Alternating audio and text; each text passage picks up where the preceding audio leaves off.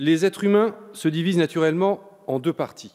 Ceux qui craignent le peuple, s'en défient et sont portés à lui retirer tous les pouvoirs, et ceux qui l'aiment, le respectent, le considèrent comme le dépositaire le plus honnête et le plus sûr des intérêts publics. Cette dichotomie, formulée par Prosper Olivier Lissaraguaï lors de la Commune de Paris, éclaire, je crois, utilement nos débats et permettra de départager clairement nos votes. Pour ma part, et avec le groupe de la France insoumise, nous considérons qu'à tout problème démocratique, la solution est le peuple. Aussi, nous sommes profondément opposés au retour du cumul des mandats. Revenir sur ce principe semble tout simplement aberrant à nous comme à nombre de nos concitoyens.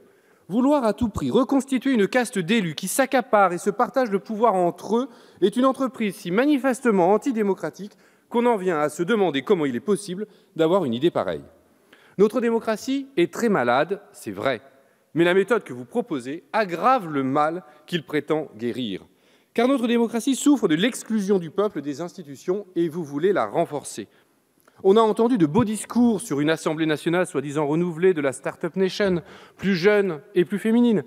Cela est vrai, certes, mais notre mandature se caractérise d'abord et avant tout par l'exclusion des classes populaires de la fonction de parlementaire. La société civile des cadres supérieurs, des riches, des importants est entrée à l'Assemblée, peut-être. Il y a bien quelques employés, femmes et hommes, moins de 5% d'entre nous. Mais où sont dans notre hémicycle les ouvrières et les ouvriers? Où sont les aides-soignantes, à part ma collègue et amie Caroline Fiat, les caissières, les livreurs, les agents de sécurité? Nulle part. Dehors, oui, autour de nous, oui, mais parlementaires, jamais. Le mode de scrutin crée une représentation politique grossièrement déformée. À 17 députés insoumis, 3% des députés, nous représentons 7 millions de personnes qui ont porté leur suffrage sur le programme L'Avenir en commun, soit presque 20% des suffrages.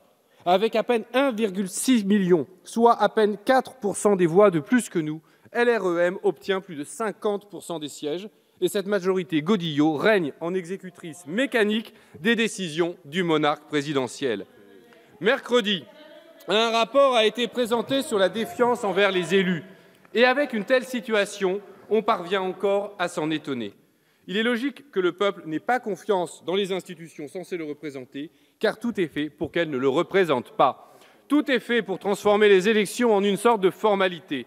Voilà même qu'un milliardaire d'extrême droite essaye explicitement d'acheter l'élection présidentielle en se payant divers médias afin de répondre à son aise des discours de haine et de division du peuple. En réalité, vous voulez remettre indéfiniment à une même caste qui cumulerait allègrement les fonctions de maire, député, sénateur, président de région et même ministre. Puis que d'un claquement de doigts, certains barons reviennent, prennent possession de leur ville. L'indécence n'a plus de limite et la Start-up Nation n'y a rien changé. Je suis ouvert à tout type de démonstration, mais fondée sur le réel. Alors expliquez-moi comment on ferait pour arriver à dégager substantiellement dans nos emplois du temps de députés déjà surchargés le temps de gérer une commune. C'est matériellement impossible. Cumuler les mandats conduit immanquablement à bâcler ou négliger l'un ou l'autre.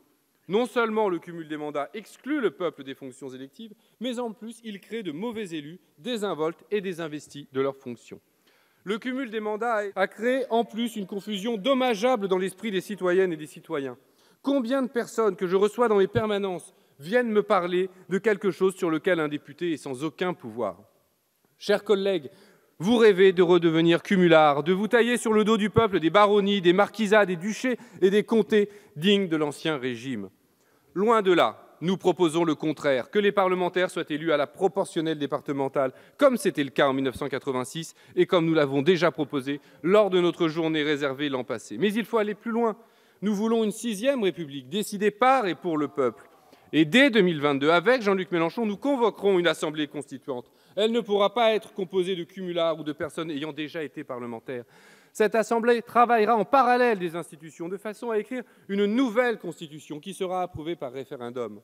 Il faut que le peuple reprenne son pouvoir souverain, dont il a été peu à peu spolié par les institutions de la Ve République. Comme le disait déjà Maximilien Robespierre, « Pour ma part, je suis du peuple, je n'ai jamais été que cela, je ne veux être que cela. Je méprise quiconque a la prétention d'être quelque chose de plus. Nous voterons donc contre ce texte. » Madame la ministre, je crois que vous n'avez pas très bien écouté mon intervention. Je n'ai pas critiqué le fait qu'il y ait des députés issus des classes supérieures. J'ai juste dit qu'il y avait un problème à ce qu'il n'y ait pas de députés issus des classes populaires et des catégories populaires. Il n'y a pas d'ouvriers dans cette Assemblée. Et Madame la ministre, vous avez évoqué la réussite, mais qui a qualifié mes collègues de députés Bac-2?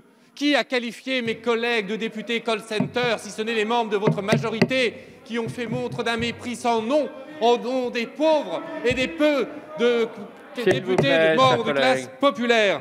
Et Madame la ministre, vous avez évoqué la réussite, l'ascenseur social. Mais comment voulez-vous que l'ascenseur social fonctionne quand en Seine-Saint-Denis, dans ma circonscription, il y a des élèves qui n'ont pas cours de français, d'anglais, d'histoire depuis le début de l'année scolaire et que la seule réponse de l'administration et de l'éducation nationale est de dire « Eh bien, il n'y a pas de professeurs et il n'y en aura pas ». Madame la ministre, comment pouvez-vous oser vanter la réussite individuelle quand vous avez détruit toute possibilité de réussite républicaine, d'égalité sociale?